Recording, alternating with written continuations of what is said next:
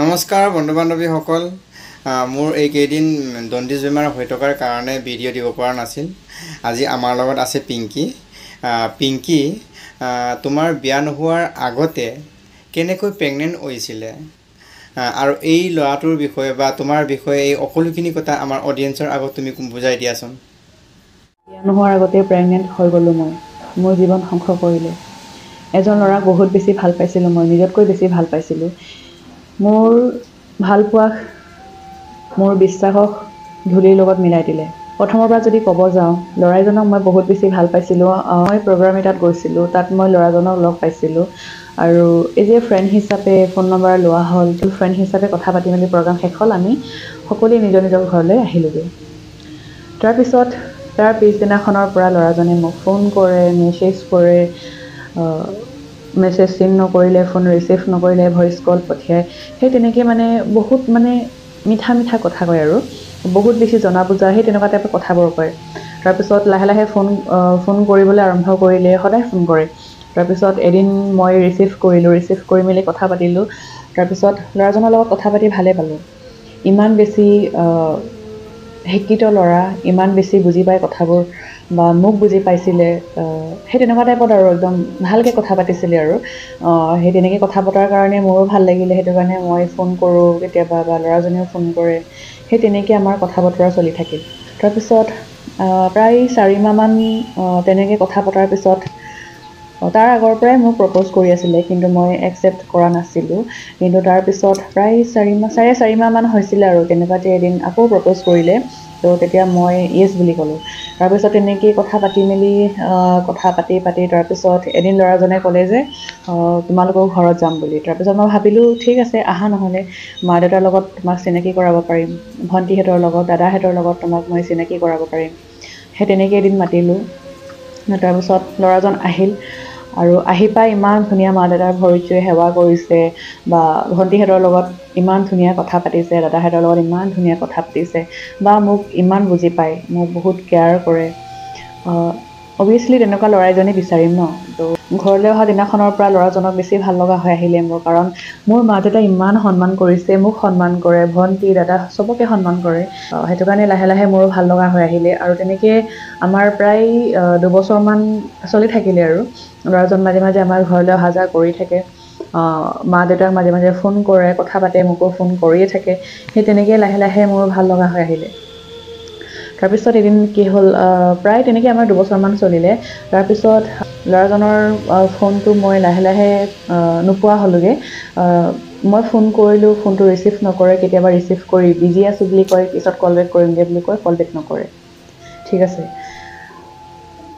কেতিয়াবা switch off পাওঁ আৰু যিটো নাম মোৰ আগত কৈছিলে সেই নামটো নিজে বনাই লোৱা নাম আছিলে। তাৰ যিটো নাম হয় গাঁৱত, যিটো সকলোৱে তাৰ নামটো জানে, সেই নামটো আচলতে মোৰ আগত কোৱা নাছিলে, বেলেগ নাম এটাহে কৈছিলে মোৰ আগত। তাৰপিছত লাহে লাহে যিহেতু তাৰ ফোন নোপোৱা হ'লোগৈ, সেইটো কাৰণে মই ভাবিলোঁ তাহাঁতৰ ঘৰত কিবা এটা প্ৰব্লেম হ'ব পাৰে বা তাইৰ কিবা এটা হ'ব পাৰে বুলি ভাবি মই তাহাঁতৰ গাঁৱলৈ এদিন গৈছিলোঁ। আৰু গাঁওখন চিনি পাওঁ, কিন্তু তাক মই চিনি পালে মই অকলেহে চিনি পাইছোঁ, বাকী মানুহ চিনি পাই যদিও সেই ল'ৰাজন বুলি আচলতে কোনেও জনা নাই। মোৰ নাম যিটো মোৰ আগত নামটো কৈছিলে, সেই নামটো তাৰ নিজেই বনাই লোৱা নাম আছিলে। তাৰ গাঁৱৰ নামটো, সঁচা নামটো মোক কোৱা নাছিলে। আৰু মোৰ লগত যিটো ফোনৰ পৰা যোগাযোগ কৰিছিলে, সেই ফোন নম্বৰটো আচলতে অকল মোৰ লগতে যোগাযোগ কৰিছিলে। আৰু সেইটো সময়ত মই বিচাৰি উলিয়াব পাৰিলোঁ হয় এনেকুৱা ডাঙৰ ফোন থকা হ'লে, কাৰণ ফটোবোৰ মানুহক দেখুওৱা হ'লে মানুহে আমুক হয় বুলি মোক ক'ব পাৰিলেহেঁতেন। কিন্তু তেতিয়া মোৰ তেনেকুৱা ডাঙৰ ফোন নাছিলে, তেতিয়া সৰু সৰু মোবাইলে আছিলে। সেই তেনেকৈ মই বিচাৰি উলিয়াব নোৱাৰিলোঁ। সেইটো কাৰণে তাত আমাৰ ৰিলেশ্যনৰ মানুহ আছে তাহাঁতৰ গাঁৱত, কিন্তু মই নাথাকিলোঁ। ৰাতিপুৱা গ'লোঁ আৰু গধূলি মই ঘূৰি আহিলোঁগৈ। তাৰপিছত তাৰ পৰা ঘূৰি অহাৰ নেক্সট দিনাখন আৰু আমাৰ ঘৰত কোনো নাছিলে, মই অকলে আছিলোঁ। মোৰ মূৰটো ইমানেই ঘূৰালে আৰু গাটো বেয়া হৈ আহিবলৈ ধৰিলে। মই বমি লাগিলে, বমি কৰিলোঁ। তাৰপিছত মই অকলে আছিলোঁ যিহেতু, লাহেকৈ মই শুই দিলোঁ বিচনাত, লাহেকৈ যেনে তেনে গৈ কিবাকৈ শুলোগৈ আৰু। তাৰপিছত এনেকৈ কেইদিনমান আকৌ পাৰ হ'ল। তাৰপিছত আকৌ মোৰ এনেকৈ মূৰ ঘূৰালে, বমি হ'ল। মা দেউতাই কি হৈছে বুলি ভাবিলে। তাৰমানে মা দেউতাই ভাবিছে আৰু যে মই যিহেতু তাইৰ ফোনটো নোপোৱাৰ কাৰণে বহুত বেছি কষ্টত আছোঁ, বা ভালকৈ খাব পৰা নাই, শুব পৰা নাই, সেইটো কাৰণে হয়তো দুৰ্বল হৈ এইবোৰ হ'ব পাৰে বুলি বা মা দেউতা তেনেকৈ ভাবি আছে হা। তাৰপিছত এদিন মা থাকোঁতে এনেকুৱা হ'ল, সেইটো কাৰণে মায়ে মোক আৰু নেক্সট দিনাখন মোক ডক্টৰৰ ওচৰত লৈ গ'ল। তাৰপিছত তাত লৈ যোৱাৰ পিছত সকলো কথা মানে কি প্ৰব্লেম হৈছে, কি হৈছে, সকলোবোৰ কথা ক'লে আৰু প্ৰেগনেঞ্চি টেষ্ট কৰিব দিলে। তাৰপিছত তাত পজিটিভ ওলালে। তেতিয়া মাৰ মুখলৈ মই চাব নোৱাৰা হ'লোঁ। মই নিজেতো অৱস্থা নাইকিয়া হ'লোৱেই, মোৰ ঘূৰাই নিজৰে বা নাৰ্ভাছ হৈ গৈছিলোঁ মই। তাৰপিছত মাৰ মুখলৈ মই চাব নোৱাৰা হৈ গৈছিলোঁ। সেই সময়ত মাৰ মুখখন কেনেকুৱা হৈ গৈছিলে মই আপোনালোকক বুজাব নোৱাৰোঁ। তাৰপিছত মায়ে মোক মাতবোল কৰা নাই। তাৰপিছত নিজে নিজে মাৰ চকু পানী ওলাই আছে, চকু পানী মুচি আছে, কিন্তু মোৰ ফালে এবাৰো চোৱাও নাই বা মোক মতাও নাই। তাৰপিছত আমি ডক্টৰৰ ওচৰৰ পৰা ওলাই আহিলোঁগৈ আৰু ওলাই অহাৰ পিছত মই ৰাস্তাত গাড়ীৰ কাৰণে ৰৈ আছিলোঁ। তেতিয়া মায়ে আকৌ ডক্টৰ তালৈ ঘূৰি গ'ল। তাৰপিছত কি কথা পাতিলে কি মই নাজানো আৰু, মই জাষ্ট বাহিৰত ৰখি আছোঁ, গাড়ীৰ কাৰণে মই ৱেইট কৰি আছোঁ, গাড়ী আহিলে যামগৈ আৰু মাক মাতি মেলি, সেই তেনেকৈ ভাবি আছোঁ। তাৰপিছত মায়ে ডক্টৰৰ লগত কিবা কথা পাতিলে। নেক্সট দিনাখন আকৌ ডক্টৰে মাতিলে। মায়ে সেইদিনাখন নগ'ল, দেউতাৰ লগতে পঠিয়ালে। দেউতাৰ লগত পঠিওৱাৰ কাৰণে মোৰতো আৰু উপায় নাই, ভয়তে মানে পূৰা জ্বৰ উঠি গৈছে আৰু মোৰ। তাৰপিছত দেউতাৰ লগত পঠিয়ালে, কিন্তু ডক্টৰৰ লগত যিহেতু মায়ে মেনেজ কৰিছিলে এইটো বাচ্ছাটো, তাৰ যিহেতু বাপেক নাই, মোক তেনেকৈ বহুত কিবা কিবি ক'লে আৰু। দেউতাৰ লগত পিছদিনাখন মোক ডক্টৰৰ ওচৰত পঠিয়ালে আৰু দেউতাই বাৰু একো গম নাপালে। ডক্টৰক যিহেতু মায়ে মেনেজ কৰি থৈছিলে, তো সেইটো কাৰণে মই গৈ পোৱাৰ লগে লগে ডক্টৰে যিখিনি কাম কৰিব আছে সেইখিনি বাৰু কৰিলে। তাৰপিছত তেনেকৈ লাহে লাহে ঘৰলৈ আহিলোঁগৈ আৰু ঘৰলৈ অহাৰ পিছত যিমানেই ভুল নকৰোঁ কিয়, মা সদায় মায়ে হয়। মায়ে মোক বহুত আপডাল কৰিলে। তেনেকৈ মই লাহে লাহে সুস্থ হ'লোঁ। ল'ৰাজন মোক ঠগিলে, কিহৰ কাৰণে কি কথা মই গম নাপাওঁ, আজিলৈকে সেইটো কথা মই গম নাপাওঁ।